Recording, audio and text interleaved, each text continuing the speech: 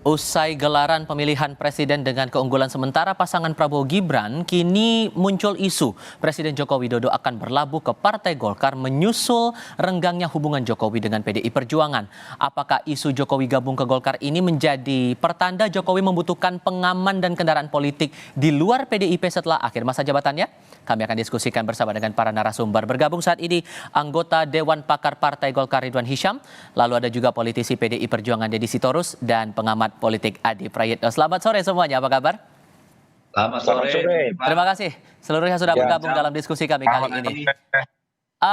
Pak Ridwan, saya mulai dengan Anda dulu untuk mengonfirmasi. Ada kabar Pak Bahlil Lahadalia, Menteri Investasi saat ini, diisukan akan maju menjadi Ketua Umum Partai Golkar dengan harapan bisa memberi jalan Pak Jokowi masuk Partai Golkar. Kabar itu betul atau tidak?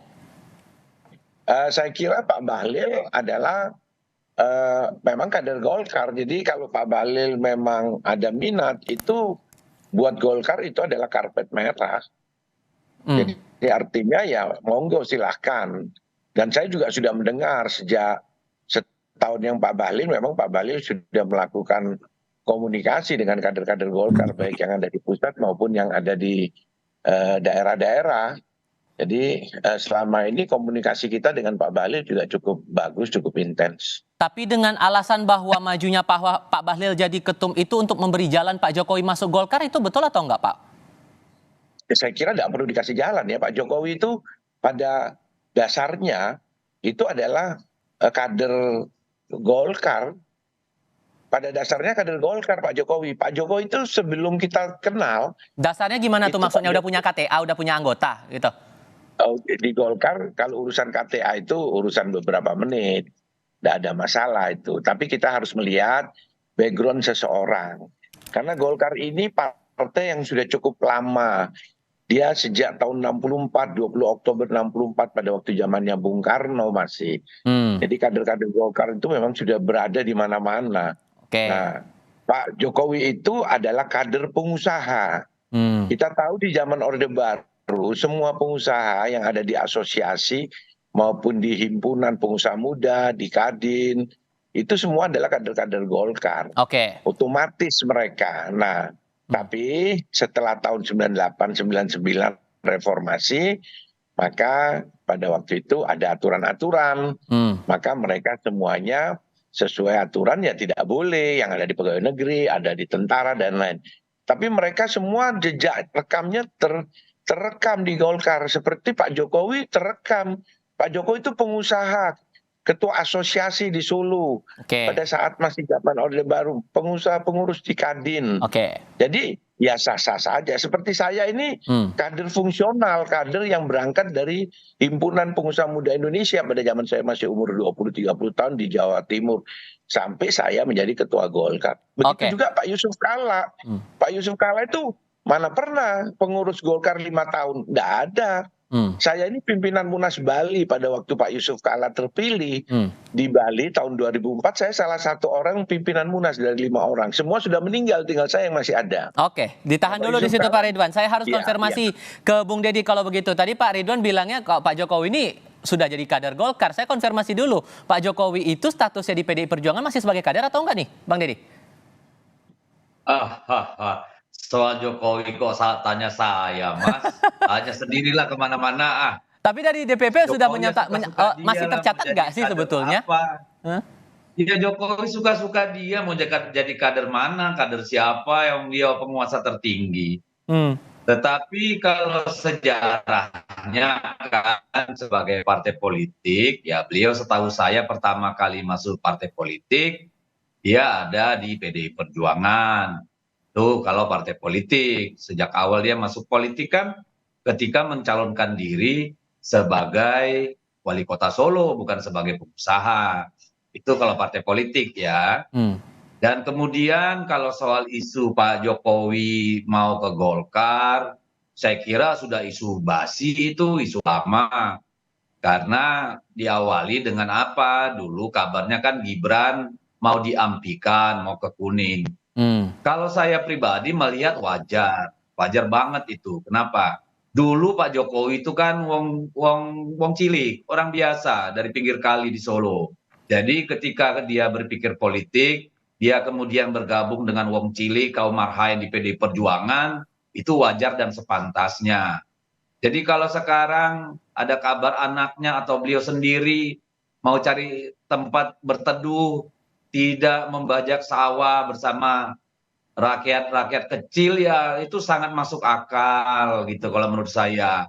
Ya masa udah presiden 2 periode masih mau sama banteng Wong Cilik, itu mah aneh kalau menurut Tapi saya. hubungan komunikasi lah minimal antara Pak Jokowi dengan PDI Perjuangan gimana sejauh ini? Terutama dengan Bu Mega deh. Hubungan bagaimana, orang cita-cita dia menghancurkan PDIP kok masih ada hubungan, dari Hmm. mana? Kan jelas yang dibilang Adi Wijayanto, beliau itu ingin supaya PDI Perjuangan suaranya mengecil, berkurang. Kalau perlu ya, kan kira-kira gitu ya. Kalau sudah tahu kita isi kepala Pak Jokowi begitu, masa masih mau komunikasi? Hmm. Jangankan Bu Mega, saya aja ogah gitu loh. Oke, Mas Adi, Anda meresponnya gimana? Mengonfirmasikah bahwa isu ini akan menjadi kenyataan atau ada pandangan lain? Ya saya kira memang secara prinsip apakah Jokowi akan ke Golkar ataupun tidak, tentu harus ada mutual interesting, Mas. Apa itu mutual interesting? Tentu ada kepentingan bersama yang saya kira menjadi titik temu antara Jokowi dan Golkar. Yang menjadi pertanyaan sekarang adalah apakah Golkar akan menerima Jokowi sebagai bagian dari keluarga besar mereka? Pada level Jokowi juga apakah Pak Jokowi juga mau ke Golkar? Kalau kemudian keinginannya ini tepuk sebelah tangan, saya kira memang Jokowi ke Golkar itu hanya menjadi isupan jempol belaka, hanya menjadi isu, menjadi gosip yang agak sulit untuk bisa dibuktikan di kemudian hari. Per hari ini misalnya kita tidak pernah mendengar misalnya Jokowi secara serius ingin ke Golkar, sekalipun isunya sudah lama ya. Ada narasi-narasi yang dimana Pak Jokowi punya intensi bagaimana untuk terus mempertahankan pengaruh dan kekuasaan politiknya, ya salah satunya adalah menjadi bagian dari partai politik besar. Salah satunya adalah Golkar, karena kalau Pak Jokowi di PSI, tentu pengaruh politiknya pasca sudah tak lagi jadi presiden akan tidak terlampau signifikan. Tapi kalau Pak Jokowi sudah menjadi bagian dari Golkar, kemungkinan besar determinasi dan pengaruh politiknya itu akan terus bisa dipertahankan untuk beberapa tahun ke depan yang akan datang ya. Cuman kan tanda tanya itu adalah kalau Pak Jokowi itu ke Golkar, apa posisinya? Kan nggak mungkin jadi kader biasa. Kalau Pak Jokowi ke Golkar, apa yang kemudian dianggap signifikan? Kan kemungkinannya dua. Kalau tidak ketua umum, yang kedua adalah dewan-dewan yang saya kira sudah banyak di Golkar ya. Ada dewan kehormatan, ada dewan pengarah, dan seterusnya dan seterusnya. Itu adalah dua posisi yang saya kira paling memungkinkan di mana kalau Jokowi itu ke Golkar menjadi bagian di dalamnya. Jadi sekalipun Pak Jokowi itu menjadi dewan kehormatan, dewan pakar, dewan apapun judulnya nanti, saya kira posisi itu juga tidak terlampau strategis karena bukan menjadi veto player yang bisa memutuskan kemana arah kebijakan politik partai. Satu yang paling rasional ketika Pak Jokowi ingin terus mempertahankan pengaruh politiknya, tentu adalah ketua umum. Nah, yang menjadi tanda tanya, syarat untuk menjadi ketua umum di Golkar itulah yang kemudian yang disampaikan Pak JK tadi di pengantarnya nggak gampang. Jadi anggota harus kader 5 tahun dan seterusnya. Tapi kita tidak pernah tahu, Mas, bagaimana mekanisme internal Golkar itu. Seakan-akan Golkar ini sangat cair, sangat mudah untuk merangkul kader-kader non Golkar untuk menjadi bagian keluarga besar di dalamnya. Karena ada, kalau kita pelajari dari kita runut ke belakang lagi kan pernah ada isu Munaslup, upaya untuk menurunkan Erlangga Hartarto lewat Munaslup dan menggantikannya lewat menggantikannya dengan sosok Luhut Binsar Panjaitan nih Pak Ridwan. Apakah pola ini sama dan kabarnya juga Pak Jokowi diposisikan nanti sebagai anggota Dewan Pembina? Apakah kabar itu juga betul atau tidak? Atau Ketua Dewan Pembina maksud saya. Itu isunya betul atau tidak? Tapi jawabnya nanti ya Pak Ridwan. Kita akan jeda sebentar, kami akan segera kembali. Mau melanjutkan pertanyaan saya tadi di segmen sebelumnya dulu nih Pak Ridwan. Ada kabar bahwa Pak Jokowi kalau betul akan gabung ke Golkar bakal jadi Ketua Dewan Pembina. Kabar itu betul atau enggak tuh? Saya kira Pak Jokowi itu bukan ketua Dewan Pembina saja, ketua umum pun juga kalau memang para pemegang suara itu menghendaki bisa memenuhi syarat. Dulu saya cerita begini ya, saya cerita sebelum partai ya, ini Bang Deddy ya, sebelum partai ini. Nah itu Pak Yusuf Kalla itu tidak pernah menjadi pengurus partai politik Golkar, partai golongan karya tidak pernah. Pak Yusuf Kalla itu adalah ketua umum HIPMI di Sulawesi Selatan. ketua Kadin di Sulawesi Selatan. Itu semua zaman Orde Baru itu adalah kader Golkar. Nah, setelah itu dia masuk di Sekber Golkar. Sekber belum Golkar malah, Sekber masih. Nah, di situ terus tahun 71 berubah menjadi Golkar. Jadi Sekber menjadi Golkar. Baru tahun 99 Golkar menjadi Partai Golkar. Nah, kalau dibicarakan bahwa 5 tahun pernah menjadi pengurus di Partai Golkar, Pak Yusuf Kalla tidak bisa terpilih jadi Ketua Umum Partai Golkar pada tahun 2004. Pada saat itu saya pimpinan Munas. Nah, pada waktu kita klarifikasi datanya, saya konsultasi ke Bang Akbar Tanjung waktu itu Ketua Umum, yang juga calon juga. Maka Bang Akbar, ya tidak apa-apa. Golkar itu tidak bicara Partai Golkar. Bicara Golkar, bicara Sekber Golkar. Jadi sederhananya Pak Jokowi walaupun statusnya sekarang bukan sebagai kader, ada peluang jadi ketua umum gitu? Sangat berpeluang karena Pak Jokowi itu adalah pada saat di zaman Orde Baru dia pengusaha, ketua asosiasi. Itu kita rangkum sebagai kader-kader Sekber golongan karya menjadi Partai Golkar. Termasuk para TNI. TNI itu kalau dia begitu pensiun, dia langsung Golkar, dia tidak dihitung baru. Dia dihitung mulai dari zaman Orde Baru. Termasuk para PNS. PNS kan dulu Golkar semuanya. Begitu jadi partai kan stop. Tapi kita melihat jejak rekamnya itu tidak pada saat dia di partai, yaitu pada saat sebelumnya. Makanya saya bilang bahwa Pak Jokowi tetap berpeluang bisa menjadi ketua umum Partai Golkar kalau Pak Jokowi bersedia dan para pemilik suara ini menghendaki. Itu bisa, sangat bisa. Bang Deddy, kalau kemudian jadi nih betul kalau Pak Jokowi akan gabung ke Golkar, berarti PDIP akan tetap posisinya stay jadi oposisi? Ya, saya kira terlalu pagi kalau ngomongin itu ya. Kan kita belum tahu hasil pemilu. Tapi kalau merujuk dari dinamika politik yang ada sekarang, masa ya belum ada pertimbangan sih? Loh, terlalu pagi. Kita masih mau bicara hak angket dulu. Ya, itu baru nanti kita tunggu hasil soal perolehan suara yang ditetapkan oleh KPU. Lalu kita masih menunggu lagi nanti yang namanya keputusan MK terhadap sengketa pemilu. Ya toh, hak angketnya juga kita tidak tahu nanti ujungnya gimana. Kan itu namanya lompatan berpikir kalau kita udah mikir oposisi atau bagaimana gitu loh.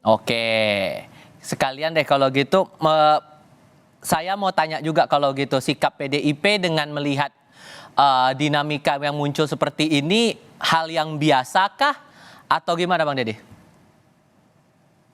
Yang dinamika yang mana nih? Pak Jokowi berpindah ke Partai Golkar ini, apakah dipandang sebagai hal yang biasa atau ada maksud lain yang mungkin ditangkap di sini? Pak Jokowi ini kan manusia yang susah ditebak ya. Hari ini bilang enggak, besok iya. Hari ini bilang A, besok B. Jadi membaca Pak Jokowi itu kadang kita harus berbalik, kadang harus yang dibilang A berarti B, yang dibilang C atau D. Kita nggak tahu karena orangnya inkonsisten, suka berdebat dengan dirinya sendiri, saling menyangga dengan ucapannya sendiri hari ini dan besok. Jadi saya susah ngomentarin Pak Jokowi. Jangankan saya, malaikat aja susah kali. Aduh, Kalau gitu saya minta komentar Mas Ade kalau begitu. Ini kan yang muncul isunya adalah Pak Jokowi gabung ke Golkar. Adakah peluang Pak Jokowi untuk memakai kendaraan partai politik lain?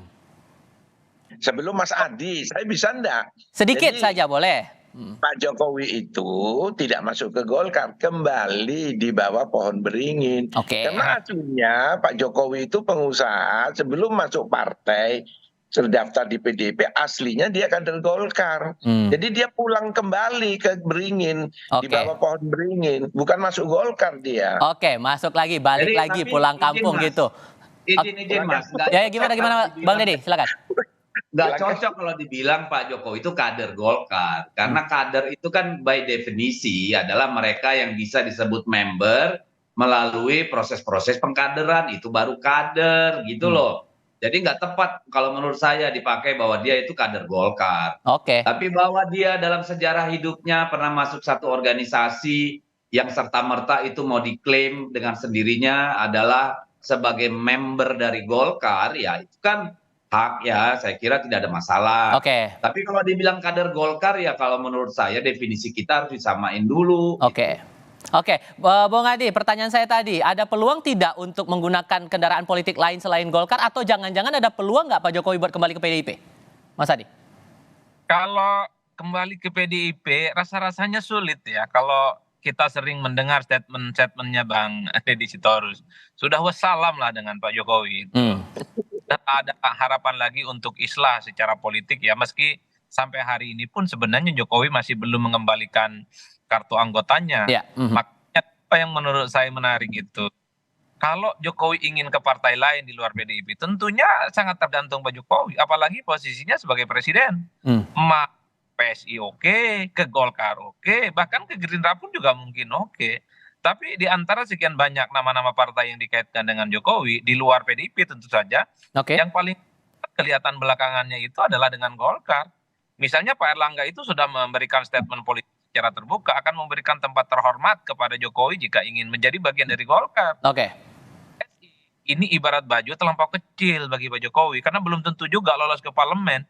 Jikapun lolos ke parlemen, partai ini nggak signifikan, hanya 4% itu pun juga akan menimbulkan keributan dan kontroversi yang segala hal masih mungkin terjadi di sini. Kita tampaknya harus lanjutkan lagi di sesi berikutnya. Terima kasih untuk saat ini para narasumber sudah hadir dalam diskusi Kompas Petang kali ini. Saya selalu semuanya. Selamat sore. Terima kasih.